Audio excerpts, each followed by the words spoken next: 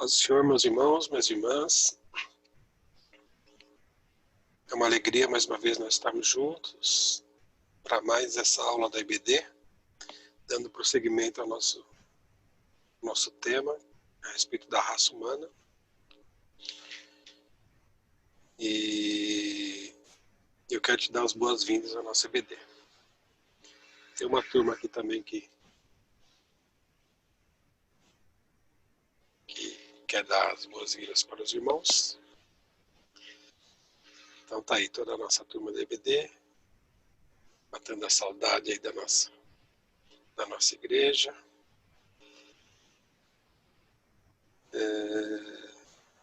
Realmente a gente tem saudade de nos reunirmos, mas Deus sabe de todas as coisas que tem nos abençoado também, dessa forma. Nós vamos fazer uma oração em agradecimento a Deus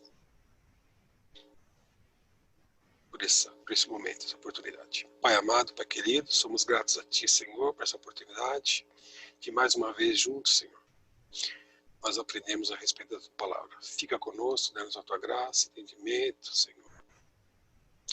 Abre, Senhor, nosso entendimento para que possamos compreender, Senhor, a Tua voz e crescermos, Senhor, em graça e conhecimento de Ti. Fica conosco, abençoando a cada um. Em nome de Jesus, para a Tua glória, nós pedimos e já Te agradecemos, Senhor. Amém. Amém. Então nós vamos dar continuidade, como nós já dissemos, ao nosso estudo. Hoje é a lição de número 6, que fala a respeito da sexualidade humana. O nosso trecho bíblico está em Mateus 19, 1 ao 12. Nós não estaremos lendo todo ele agora. Nós já falamos a respeito desse texto também lá na lição número 2, na criação da mulher, na criação de Eva. E Jesus aqui dá-nos entendimento a respeito disso. Mas o nosso texto áureo está aqui em Mateus 19, 4 e 5, onde Jesus reafirma que Deus criou o homem e a mulher. Diz assim: Ele, porém, respondendo, disse-lhes: Não tendes lido que, no princípio, o Criador os fez macho e fêmea, e disse: Portanto, deixará o homem pai e mãe, e se unirá à sua mulher, e serão dois numa só carne? Então é o que Jesus afirma a respeito da criação do macho e fêmea, dando distinção entre esses dois sexos.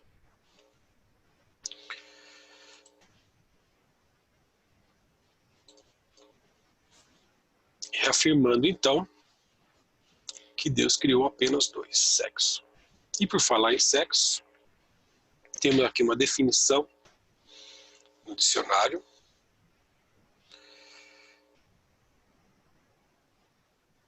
Roais, né? O sexo pode ser definido de acordo com o dicionário Roais como a conformação física, orgânica, celular, particular, que permite distinguir o homem e a mulher, atribuindo-lhes um papel específico na reprodução. E na Bíblia, né, o ser humano é identificado por seu sexo logo ao nascer. Isso a gente vai deixar bem claro nessa lição de hoje. E a gente vê isso lá em Gênesis capítulo 4, verso 1, e Gênesis 30, 21. Aqui no nascimento de Caim e no nascimento da filha aqui de Abraão. Quando foi identificado o homem, quando foi identificado o nascimento de uma mulher. E assim, o que nós sabemos a respeito do sexo, além dessa explanação do dicionário? Quais são os conceitos que o mundo tem, que o mundo nos traz? E a gente sabe que um dos conceitos, né, é que nós ouvimos que quanto mais cedo se inicia a experiência com o sexo, maior será o entendimento sobre o assunto, melhor será o desempenho sexual no futuro. Mas será que isso realmente é verdade? Será que realmente é isso que vai acontecer? Mas para saber sobre o sexo, qual que é a fonte mais segura? A gente sabe, como cristão, que a fonte mais segura é a Bíblia. O que Deus tem a nos ensinar a respeito disso? Então, essas perguntas, esses questionamentos, nós vamos buscar as respostas na Bíblia. Afinal, ninguém melhor do que Deus, né? Para nos ensinar, porque Ele é o Criador de todas as coisas, conforme está registrado em Atos 17, 24. Deus criou tudo, inclusive o sexo.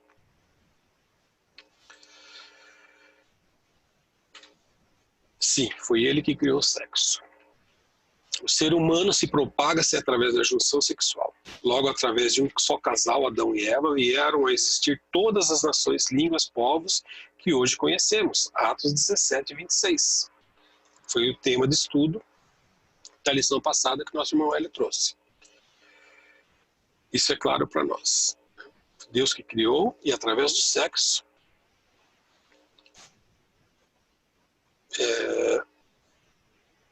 existe a procriação. E propagou-se a humanidade.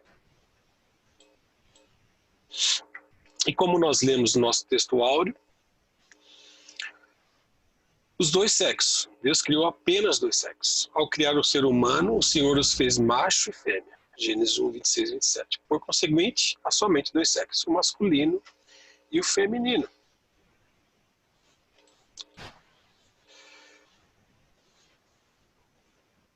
E assim, como nós vimos que o sexo foi feito para procriação, para multiplicar, e nos deixou um mandamento, esse mandamento de multiplicação lá em Gênesis 1, 28. Sejam férteis e multipliquem-se. Né? Há uma outra direção que Deus deixou ao homem relativo ao sexo. Foi que em um determinado momento da sua vida, a partir do momento que o homem nasceu, foi criado, ele deveria deixar seus pais e se unir a uma mulher. Então, ao mesmo tempo que o sexo tem o poder de multiplicar, ele tem o poder também de unir duas pessoas em uma só carne. Mateus 10, 7, que é uma repetição do que Jesus nos ensina, e Efésios 5, 31. Então, esses poderes, para isso, existe, né, um propósito do sexo. E assim, exige responsabilidade e entendimento a respeito disso. Então não é por experimentos, por fazer de qualquer forma, ou quando achamos que deve ser. Através da palavra de Deus, nós vemos que exige-se uma responsabilidade e entendimentos. Provérbios 5, 1, Provérbios 7, 1 e 5, 1 ao 5. Por isso é fundamental, né, que nós entendamos e compreendamos não só o poder que existe no sexo, mas principalmente o propósito, os propósitos e os princípios pelos quais Deus criou o sexo.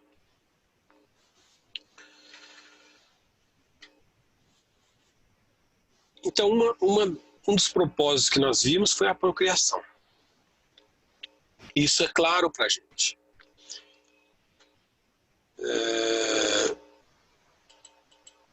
Só existe um meio, né, da espécie se propagar, através da união sexual entre um homem e uma mulher. Entretanto, já antecipando alguma coisa aqui, chegará o momento da humanidade que não haverá mais necessidade disso. A Bíblia nos ensina isso, de procriar-se. Isso está registrado que Jesus nos ensina lá em Lucas 20, 34 e 36. Quando pergunta para Jesus, e na eternidade, se uma pessoa casou 7 vezes, com quem que ela vai, qual vai ser o marido dela lá? E Jesus fala, vocês não sabem que na eternidade não se casam e não se dão em casamento? Não haverá necessidade disso? Então, essa finalidade, o objetivo do sexo, de procriação, uma hora vai se encerrar. Não haverá necessidade disso. E a questão da procriação,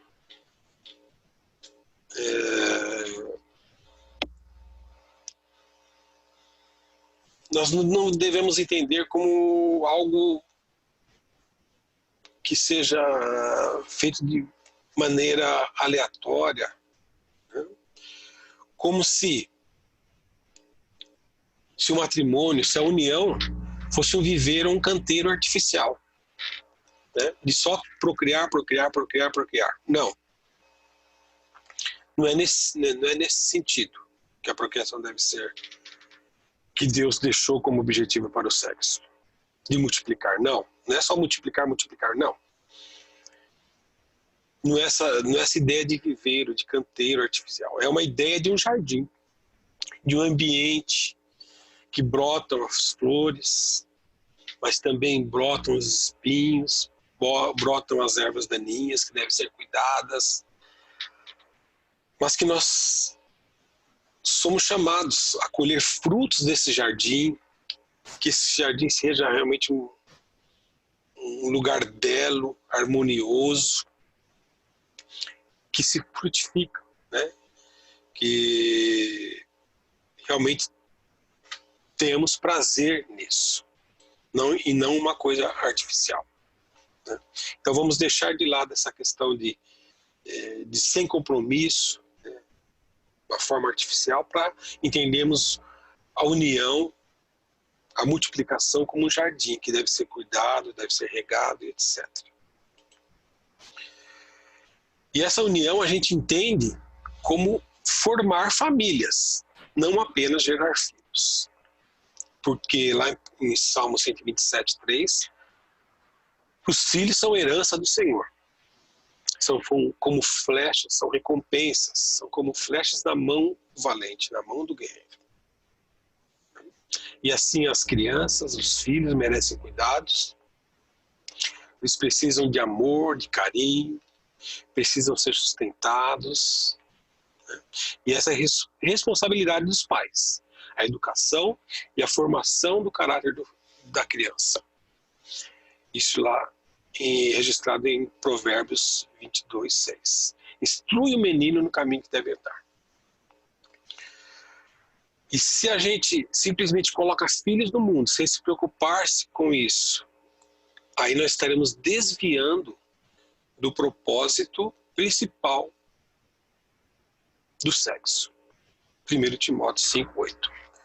Que nós devemos estar atentos àqueles, principalmente os da casa, cuidar dos parentes, cuidar dos filhos, da família, para nós não sermos negligentes à nossa fé e sermos considerados pior que incrédulos. E para evitar que isso aconteça, o princípio que Deus deixou para o sexo é o compromisso, ou seja, o casamento. 1 Coríntios 7:2. Cada um com sua própria mulher e com seu próprio marido.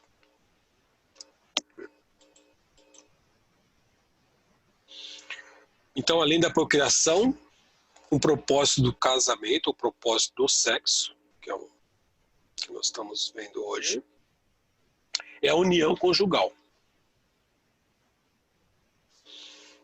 Formar família. E esse formar família, como nós já vimos, através do sexo.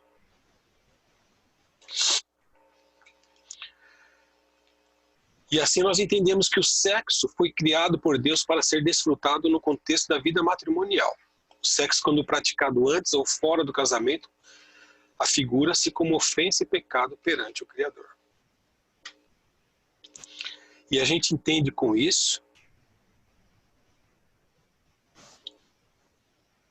que, através dessa união, através do sexo, gera um dos maiores prazeres que o ser humano pode experimentar na vida. E a Bíblia é explícita nisso. Lá em Provérbios 5:18-19, que nos diz que seja bendita a sua fonte, alegra-se com a esposa da sua juventude, gazela amorosa, corça graciosa. Que os seios da sua esposa sempre o fartem de prazer e sempre o embriaguem os carinhos dela. É algo que mexe com os sentimentos, as emoções, os desejos mais profundos de uma pessoa. Infelizmente, o grande problema que pode acontecer é que acontece de maneira positiva e de maneira também negativa. Porque o homem pecou. E apesar do sexo ser criado por Deus, deixado como uma dádiva, né, como um presente de Deus, como algo puro, algo bom e perfeito, após a queda do homem, o pecado, o homem adquiriu a capacidade também de desvirtuá-lo, de utilizá-lo para o mal.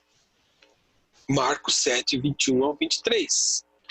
Pois do interior do coração do homem vêm os maus pensamentos, as imoralidades, os roubos, os homicídios e os adultérios.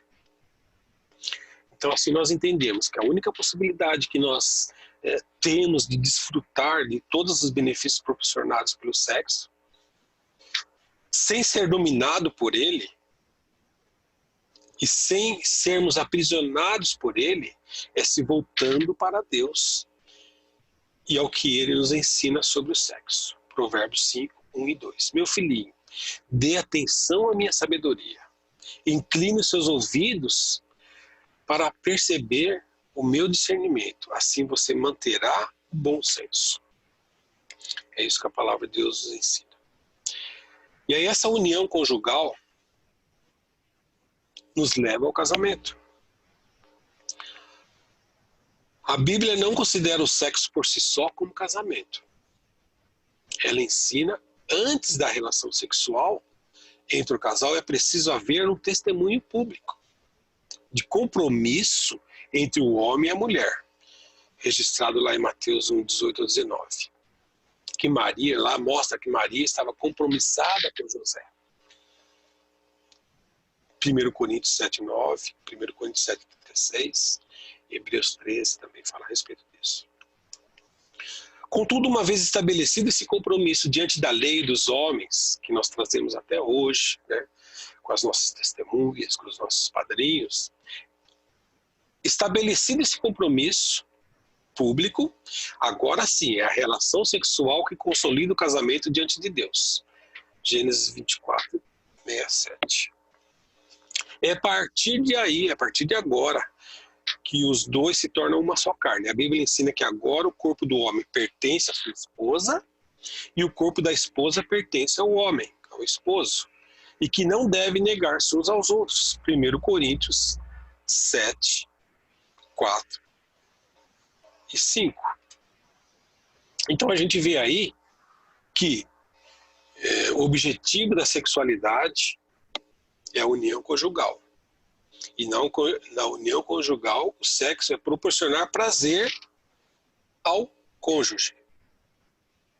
É daí que nós compreendemos um dos mais importantes propósitos do sexo, que é proporcionar prazer aos outros. Nós entendemos lá o prazer, a finalidade de procriação, mas no intuito de família, de jardim, de cuidado, de amor. E agora o propósito, o objetivo de união conjugal, de proporcionar prazer. Prazer um ao outro. 1 Coríntios 7,3. O marido deve cumprir os seus deveres conjugais para com a sua mulher e da mesma forma a mulher para com seu marido. A mulher não tem autoridade sobre o seu próprio corpo, mas sim o marido. Da mesma forma o marido não tem autoridade sobre o seu próprio corpo, mas sim a mulher. Não se recusem aos outros, senão por mútuo consentimento. Então, proporciona prazer ao corpo, proporciona prazer um ao outro, ao dono do seu corpo. Sexo é dar ao outro o que lhe pertence. Cantares 2,16. O meu amado é meu e eu sou dele. E assim nós entendemos, uma das coisas que nós entendemos aqui, de proporcionar o sexo não é por si, mas é o outro que te dá o prazer, nós entendemos que o alto prazer é uma deturpação do sexo. A masturbação, por exemplo, é uma deturpação do sexo.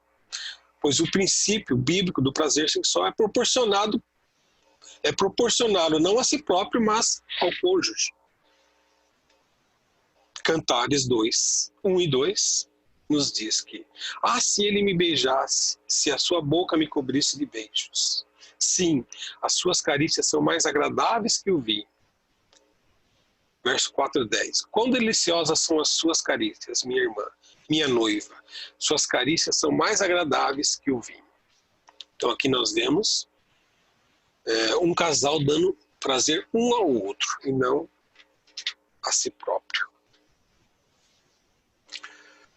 O outro objetivo da sexualidade é para a glória de Deus. O sexo não é uma atividade meramente fisiológica ou recreativa. Na Bíblia há um livro dedicado às belezas, como nós já vimos alguns versículos aqui, né? Cantares 2, 1 ao 4. Aliás, a igreja de Cristo é apresentada como noiva do Cordeiro. Apocalipse 21, 9. Então, isso é muito importante, a gente entender o sexo como sendo para a glória de Deus. Porque é algo muito mais profundo, e nós já falamos disso lá na lição 2, falando a respeito do casamento, da noiva, de Eva, né?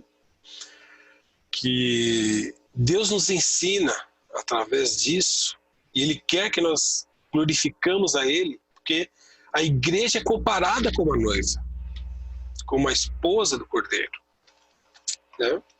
Então o sexo aqui, tendo como objetivo a glória de Deus, não somente a busca pelo prazer.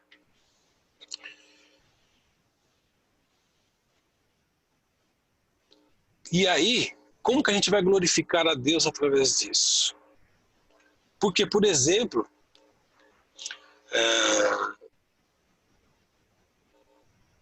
a vida em casal a gente sabe que nem sempre é um mar de rosas, nem sempre é agradável, ou fácil, né?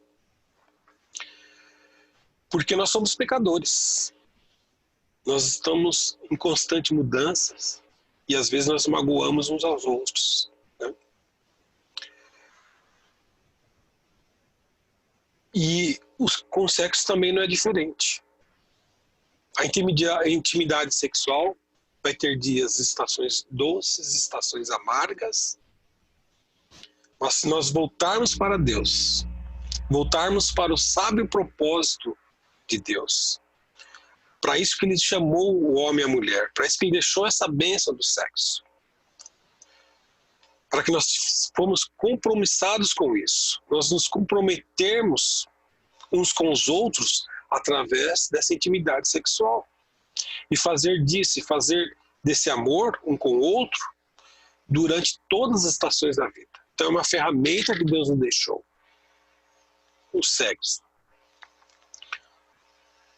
E quando nós entendemos isso, nós glorificamos a Deus, porque através disso nós nos unimos, seja na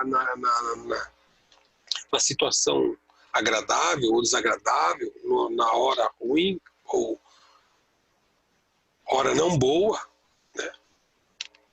Como nós dissemos lá no jardim, existem as flores, os frutos, mas existem também as ervas daninhas, as dificuldades, né, que o jardim nos proporciona.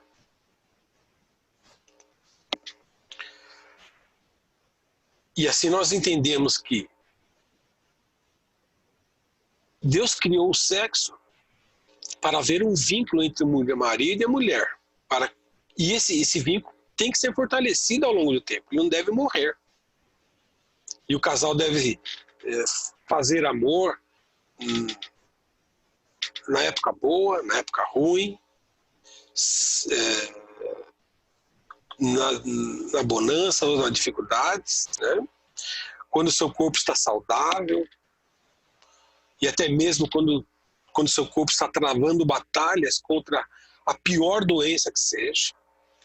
né? Deus deixou o sexo, né, para que fortaleça o casal. E isso ao longo do tempo. E assim o marido e a esposa devem buscar, através do serviço íntimo, de sacrifício às vezes, e de luta, né, proporcionar o prazer ao outro. É isso, esse é um propósito. E fazendo isso, nós estaremos glorificando a Deus. De uma maneira que o mundo às vezes não vai entender. Diferente, né, de que o mundo ensina, de aparência, de desempenho, etc. Deus quer que a união sexual se baseie no amor, no compromisso. Isso vai refletir o infinito amor de Deus para conosco e para aqueles que confiam nele. Quando nós entendemos que o sexo é para a glória de Deus, nós também passamos a entender que Deus é melhor do que o sexo. Aquela ideia que Deus nos deixa, que a igreja é comparada à esposa, é nesse ponto que o Senhor quer nos ensinar.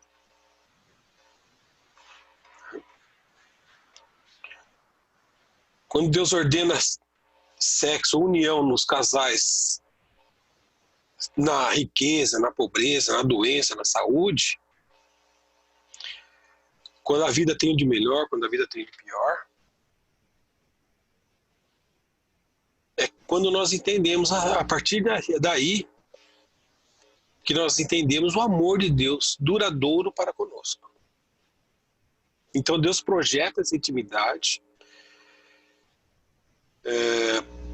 para refletir o compromisso, a intimidade, o comprometimento, a fidelidade, o amor sacrificial, e Ele projeta em nós uma centelha, uma ideia do que é esse amor de Jesus pela sua igreja, o amor de Deus pela sua igreja, esse amor fiel, sacrificial, entre Jesus e sua noiva, a igreja.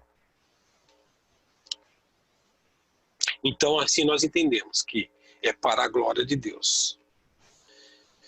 Não é apenas para aproveitar o seu cônjuge, e sim desfrutar de Deus, como o doador das boas dádivas, o doador dessa bênção. Deus é melhor do que o melhor sexo. Nós sabemos disso, porque nós esperamos viver com Ele toda a eternidade.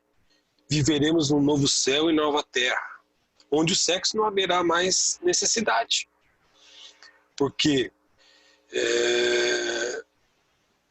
isso que nós sentimos agora é passageiro, é uma coisa pequena da glória, né, que nós iremos ter eternamente com Ele. Uma coisa muito melhor.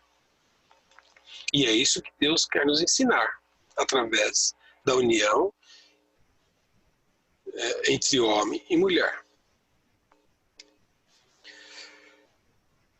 E nós teremos um prazer melhor e duradouro para com Deus. Isso a gente pode ver explícito lá no Salmo 16, que eu gostaria de estar lendo com os irmãos aqui. Alguns versículos. Protege-me, ó Deus, pois em ti me refugio. Ao Senhor declaro, tu és o meu Senhor, não tenho bem nenhum além de ti. Senhor, tu és a minha porção, o meu cálice, és tu que me garantes o meu futuro, a minha eternidade. As divisas caíram para mim em lugares agradáveis, tenho uma bela herança. Por isso o meu coração se alegra e no íntimo exulto. Mesmo o meu corpo repousará tranquilo, porque tu não me abandonarás no sepulcro. Eu não ficarei ali. Nem permitirás que o teu santo sofra decomposição. Tu me farás conhecer a vereda da vida, a alegria plena da sua presença, eterno prazer à sua direita. Então é nisso que nós devemos confiar e é nisso que nós devemos ter a nossa esperança.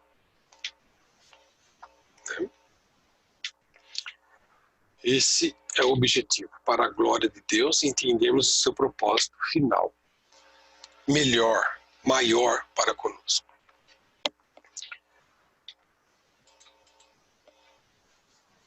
Outro tema nosso, a respeito da sexualidade humana, é as distorções da sexualidade.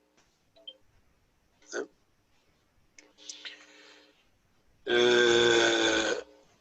E a gente vai ver algumas delas. Mas como a gente disse, o homem pecou e deturpou o sexo.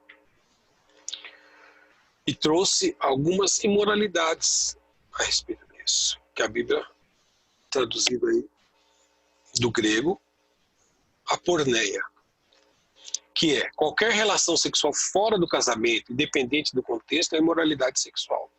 1 Tessalonicenses 4:3. E considerada por Deus como prostituição. 1 Coríntios 6:18.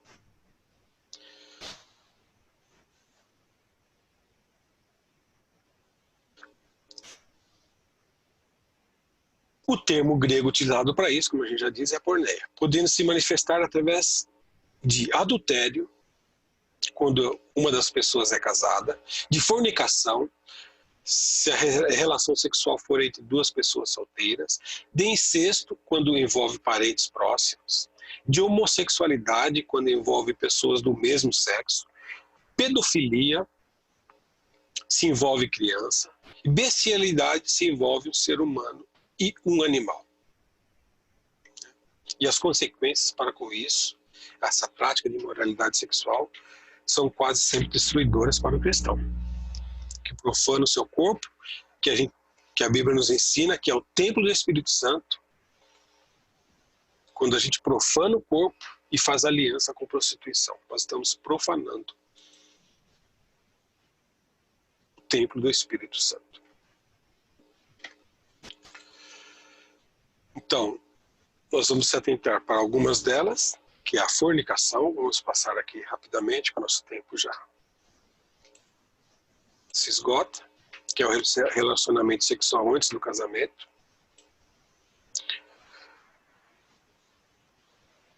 E o mundo nos ensina ou retrata o prazer como uma paixão frustrada, que se move de amante para amante, de fantasia para fantasia.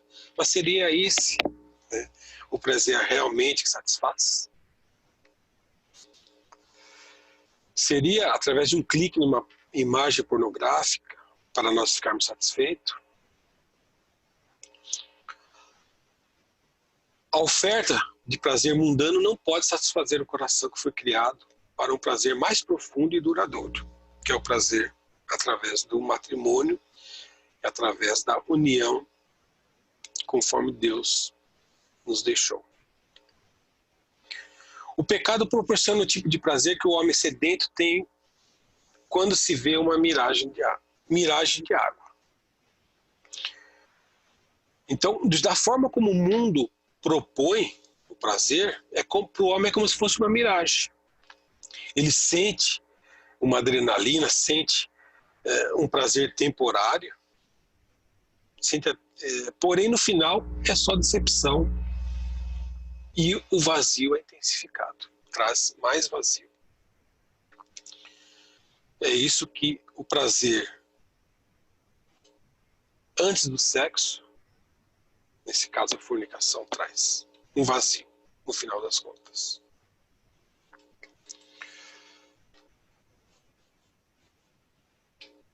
A outra distorção do sexo é o adultério. E Deus, a fim de proteger a harmonia conjugal, o Senhor decretou: não adulterarás. Jesus, no Sermão da Montanha, condena não somente o ato em si, mas a própria cobiça, a própria o homem simplesmente na sua mente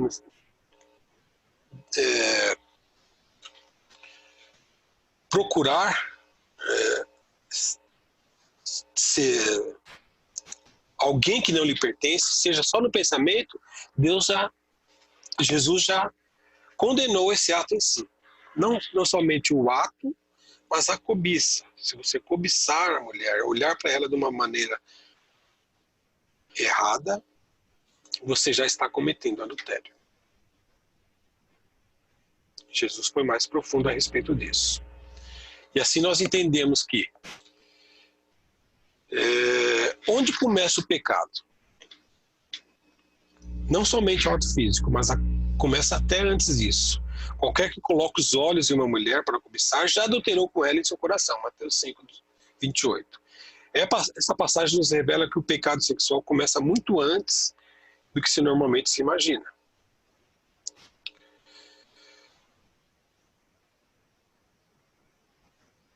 Ou seja, o pecado está em desejar sexualmente alguém que não lhe pertence. Então, muitas vezes é diferente entre o homem e a mulher. O homem sente desejo a alguém que não lhe pertence. E no caso da mulher, muitas vezes atua de uma forma diferente do homem.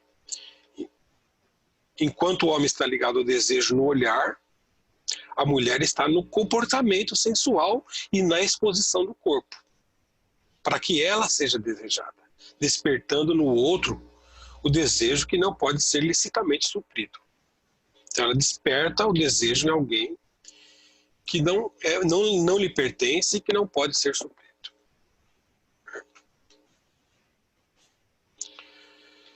E esse pensamento, esse desejo pecaminoso, né, muitas vezes começa de uma forma aparentemente inofensiva. Provérbios 14, 12. Muitas vezes trata-se apenas de uma foto publicada ou de um perfil, por exemplo, né, que você começou a seguir. E aquilo com o tempo, que um dia foi casual, que você só olhou, pode se tornar um hábito. O hábito pode se tornar um vício completamente destruidor. Nós aprendemos lá em Tiago, capítulo 1, 14, 15. Ao ponto que Jesus dá uma declaração radical a respeito contra o pecado, que encontramos na Bíblia, onde ele diz: se o seu olho direito o fizer pecar, arranque e o lance fora. É melhor perder uma parte do seu corpo do que todo ele ser lançado no inferno. E se sua mão direita o fizer pecar, corte-a e lance-a fora. É melhor perder uma parte do seu corpo do que todo ele ir para o inferno. Estado lá em Mateus 5, 29. Essa é a distorção do sexo relacionada ao adultério. Outra distorção do sexo é o homossexualismo. É o relacionamento sexual de pessoas do mesmo sexo. Na Bíblia também é conhecido como o pecado de Sodoma e Gomorra. Nós vamos passar rapidinho, que o nosso tempo já está se esgotando. Outra distorção é a ideologia do gênero, alegando que o sexo é uma mera construção social. Tal ensino instiga os pais a educar os filhos de maneira neutra, deixando os meninos e as meninas a escolher o seu sexo, social ou ideológico. A Bíblia, porém, é taxativa quanto ao tal pensamento. Né? Isso vai contra. Né? E nós cristãos,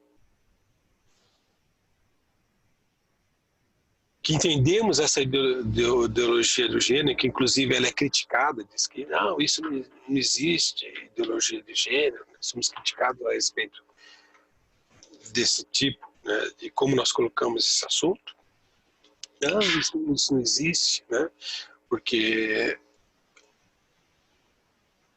a criança, ela deve escolher a sua identidade sexual. Né? Então é isso que é uma distorção da sexualidade segundo que nós aprendemos na Bíblia. E quando nós falamos a respeito da ideologia do gênero, eles dividem em orientação sexual, que é a heterossexual, homossexual, bissexual, assexual e pansexual. Né? E eles dividem não só a orientação, como a identidade do gênero, faz essas distinções. A orientação e a identidade. A identidade seria o cisgênero, quando as pessoas se sentem identificadas com seu gênero biológico, ou seja, quando o homem, que é homem, se identifica como homem, a mulher, que é mulher, se identifica como mulher, ela é cisgênero. O transgênero, que é o contrário, quando a pessoa nasce mulher, mas ela se identifica como homem, quando nasce homem, se identifica como mulher. E a outra identidade de gênero são as não binárias, que não se identificam com nenhuma delas. A gente sabe que a Bíblia não nos ensina assim. Nós já lemos lá desde o começo, Jesus já falou, Deus criou macho e fêmea. E a Bíblia é taxativa em afirmar que a atitude contra esse tipo de pecado deve ser radical. Nós devemos andar em santidade, em compromisso com a sua palavra. E andar em santidade não é uma opção, é um mandamento, 1 Pedro 1,15. Né? E se nós viemos com essa carga, com esse erro, se de certa forma vivemos nisso, né?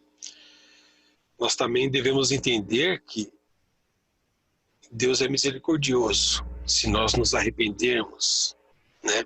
Que quando nós deixamos esse tempo de ignorância para trás, nos arrependermos, deixarmos e mudarmos o nosso comportamento, o Senhor perdoa. Né? Nós também não devemos ser, como alguns dizem, pecados para a morte, né? Porque o pecado sexual é um pecado como outro qualquer. É um pecado como a mentira, o roubo, etc, a glutonaria, bebedice, assim como outro qualquer. O que nós devemos fazer, se nós viermos dessas práticas, é se arrepender. Né? E Deus está pronto para nos perdoar. Mas esse arrependimento, essa decisão, deve ser seguida de mudança de comportamento. Né? Não podemos aceitar ficar só no arrependimento e continuar a pecar. Nós devemos seguir uma mudança de comportamento. E Jesus é o único que pode transformar as nossas mentes e nos restaurar. Amém?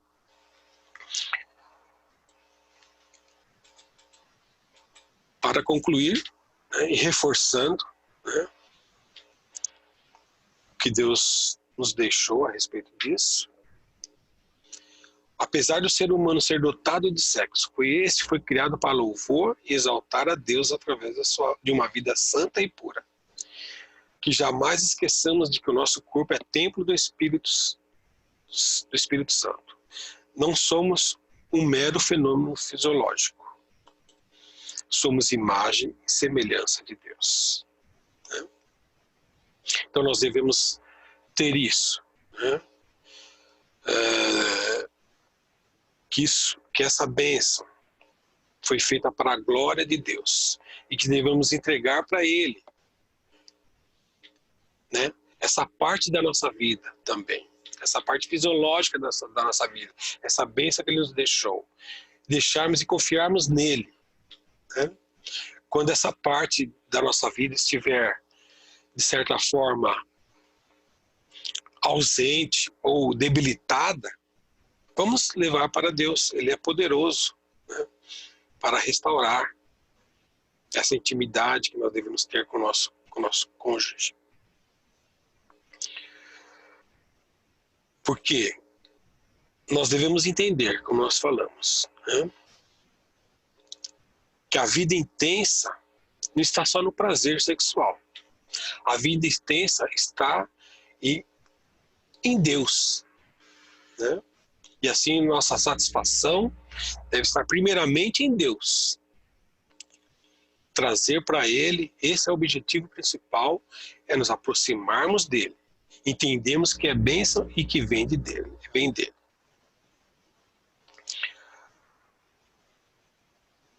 E quando nós entendemos isso, nós colocamos diante dEle, nós nos comunicamos com Ele, né? Ele espera também que nós nos comuniquemos como casais também. Quando nós fazemos isso, nós glorificamos a Deus. Quando nós trazemos entre nós as nossas dificuldades, conversamos, chegamos a acordos, né? Isso é tudo reflete em glória para Deus. Né?